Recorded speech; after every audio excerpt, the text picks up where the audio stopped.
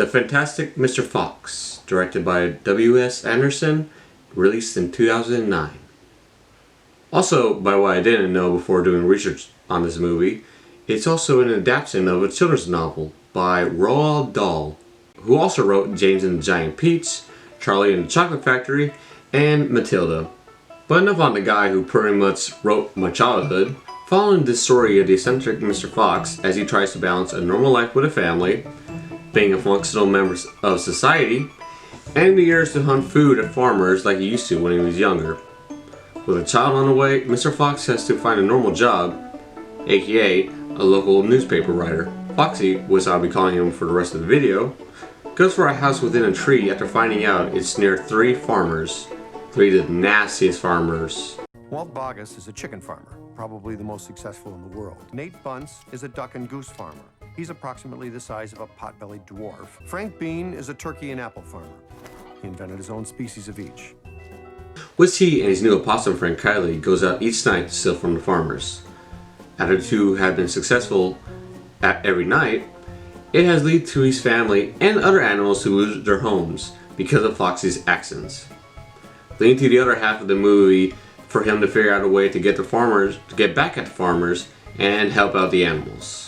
You got a pretty star-studded cast in this movie, with the likes of George Clooney, Meryl Streep, Bill Murray, and Willem Dafoe. Now when it comes to Anderson movies, he likes to reuse a lot of the same actors, like Owen Wilson and the previous mentioned Bill Murray. Those movies will also include Ball Rocket, The Grand Budapest Hotel, etc.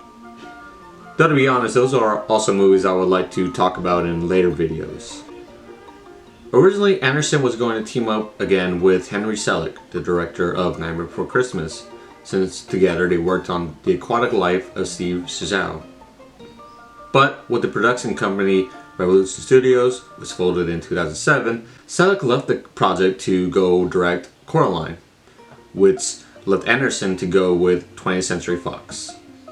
With this being his first fully animated film, and entirely stop motion, we can see all the different miniatures, the sets, how certain scenes were created, and the different minis to go with the scene.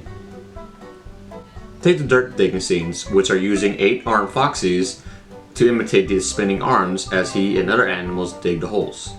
There's also how the smoke is made, water, mechanical arms that helps move the minis, and pieces that are used with CGI. Now this is my favorite part of the production for this movie, which you'll have the actors outside reading lines as if they're actually walking or outside in a vehicle. When Wes Anderson and the crew moved to London for the production for the film, they used real-life buildings in the Great Mesden by Oxford as miniatures. They also stayed at the Gypsy House, which was the little den that Mr. Dahl stayed at while he was writing his books.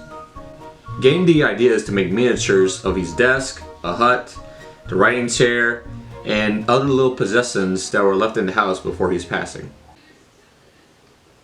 I think a great message to take from this film is enjoy what you have. While Foxy has a family, friends, and a job, it still wasn't enough for him. Granted, if someone wants to find something that they really enjoy to make them happy, that's perfectly fine. But if it, hurts the people around you because of your own eccentric or, mannerisms,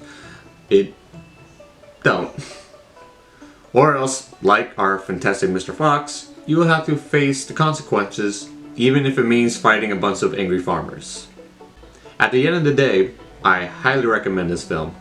Stop motion animation is always fascinating to me, and the models in this movie is by far some of the most articulate and very different comparable to other films. And why did I decide to post this movie on Thanksgiving? Simple. The feeling of this movie screams Thanksgiving, with its setting in autumn, thankfulness, and there is a huge dinner party with all the animals midway. So happy Thanksgiving from me to you, and have a wonderful day. So I'm making this little clip after doing the video because I know it was going to come out after Thanksgiving. So I want to say that the reason why the audio doesn't sound as good is because it wasn't I just didn't like the audio that came out from my microphone, so I had to use the camera audio. So hopefully you still liked it though. And I'll see you whenever.